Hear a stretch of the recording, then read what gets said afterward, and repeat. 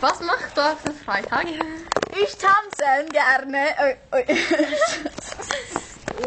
Ich tanze. Aha. Und Ich bin sehr gut. nein, du kannst nicht so sprechen. Es ist Montag.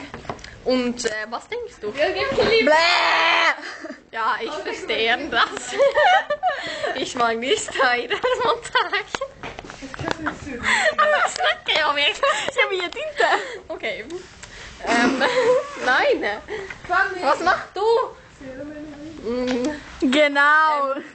Was machst du mest in die Schule? Hemkunskap. Oj.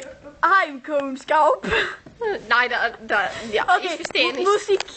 Okay. Musik. Okay. Und ich... du kannst ein Fach in der Schule abschaffen. Welche? Vilken? Va? Du kan ta bort ett ämne i skolan. Vilket? Matematik. Men nej, det ska inte...